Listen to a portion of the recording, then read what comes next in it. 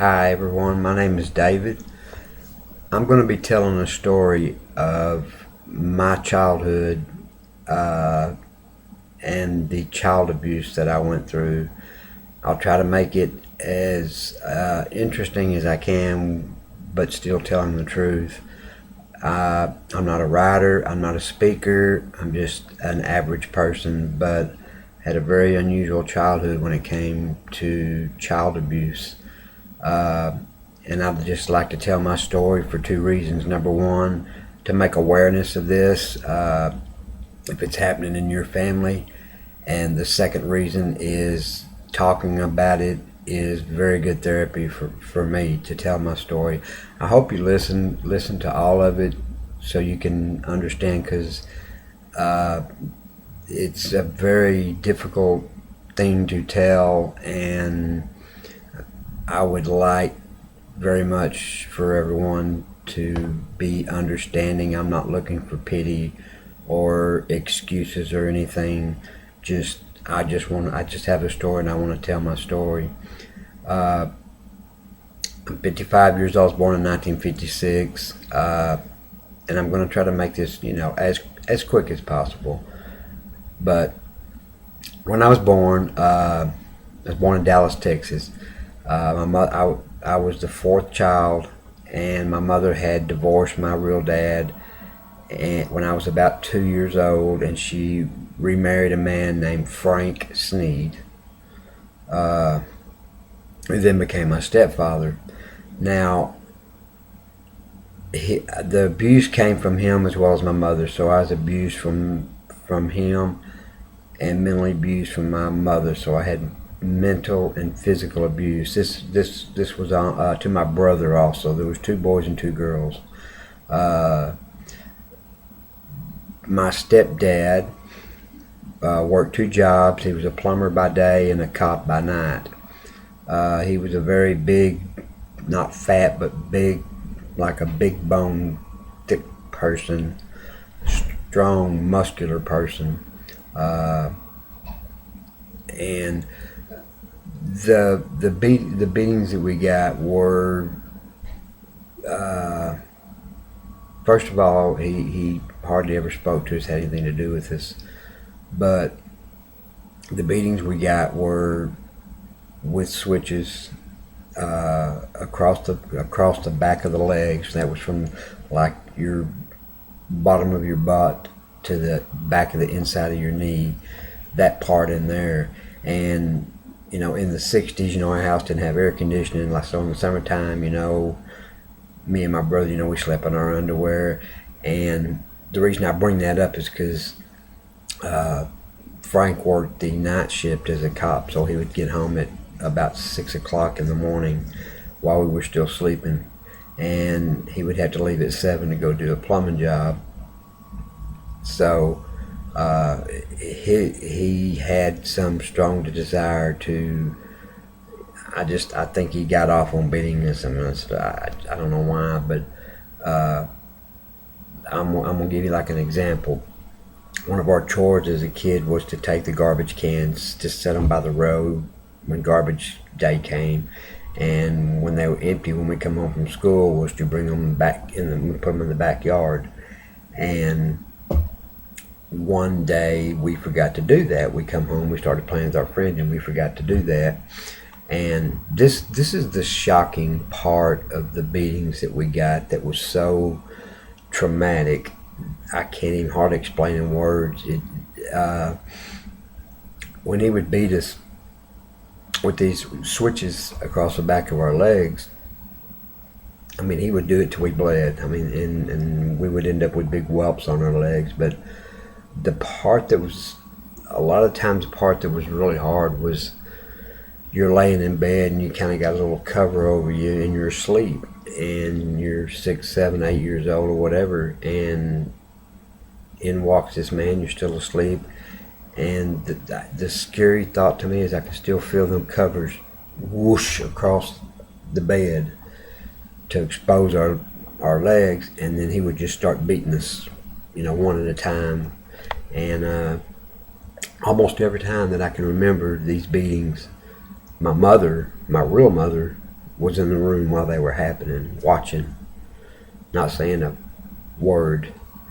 And you got a 7, 8 year old boy crying out, please stop, Frank, please stop, please, screaming, crying. And then when he'd get through with one of us, he would go to the other one, do the same thing. And all he would say when he'd get through was, that's for not carrying in the garbage cans last night. Walk out of the room, get dressed, leave, go to work. That's just a pretty terrifying thing, to be asleep as a child and be awakened to something like that. Then there was the beatings, whippings, beatings, whatever you want to call them, that happened during the daytime. He would, go to your room, pull your pants down, you're getting a whipping, And this was, his big thing was, we had to pick our own switches. If they broke, then he would go pick it, which happened quite a few times. That was his thing. So many a times, I don't know if you know what a whelp is, but I learned what that was at a very early age. We would have these whelps on the back of our legs. Would go to school in them, and they were very uncomfortable. That was the physical pain, but then it led to a lifetime of fear for me, fear of the unknown. The waking up and being whipped until you bleed, the sheets were always bloody every time we got through, made me scared of every little thing growing up, because because I don't remember when they started, because I was 2 years old, and I just remember them evolving into my life as I was growing older. This was a horrible thing. I mean, my mother knew about it. She wouldn't make him stop. Then my mother abused us too. My mother did the mental abuse. She put us down constantly. She told us we weren't any good. We never amounted to a hill of beans. Our two best friends, Phil and Gary, lived up the street. We were constantly bombarded with, why can't you keep your room clean like Phil and Gary? Why can't you mind like Phil and Gary? Why can't you act like Phil and Gary? Why can't you this like Phil and Gary? Everything was like being like Phil and Gary. Real good for your self-esteem. And then she would do and when you're a little kid, she would take the flesh on your arm and she would twist it like that if she got mad at you. And she'd look at you in the face and say, straighten up, you sorry slut. Then she'd say, I'm gonna hit you over the head with a brick bat. Just mental abuse. She was a psychotic person, I guess.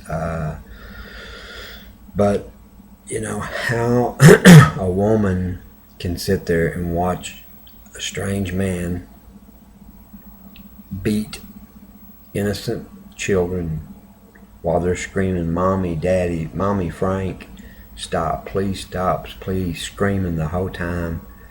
How a woman could sit there and not do anything, to this day, boggles my mind, because my mother, as far as I know, she's still alive. She's about 80 years old. She won't talk about it. Never has talked about it. I just think she owes me an explanation as to, why she did it. I think I know why she did it, but it doesn't change anything. Just the mental abuse. I had two sisters, but the women didn't get, abused.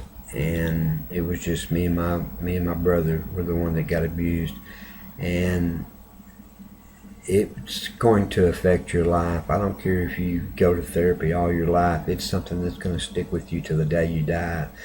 It defines who you are, and your ability to deal with this type of abuse, I've always said, will make you turn out one of three ways. You can either block it out so far that you do completely forget about it.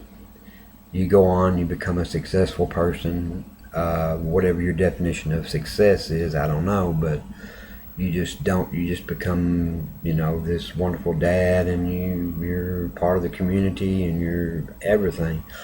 Uh, or you become hooked on drugs, alcohol, and you end up on Skid Row. Or number three, you're somewhere, in the middle of that. And that's the way me and my brother ended up. We were somewhere in the middle of this. We weren't successful. We weren't, but to this day, it's just I can't function as a normal human being mentally because of all the problems that I had growing up in the '60s. Uh, the child abuse laws were, they left it pretty much up to the families. There was no CPS or any kind of agencies or anybody out there, any kind of TV ads or nothing out there to help an abused child. The neighbors next door knew it was going on. They frowned upon it, but they couldn't involve. I'd go to school with whelps on my legs. My teacher would see it and wouldn't say nothing or do nothing. And their thought was, well, he must have deserved it. That was people's attitude in the '60s. Well, you probably deserved, the beatings you got, so you probably deserved it because you're probably a bad kid. We were not bad kids. We were very good, creative, fun kids. But we were. This is just the tip of the iceberg of the abuse, but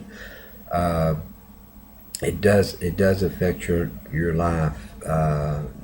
Your whole life, and it's just something that you can never forget.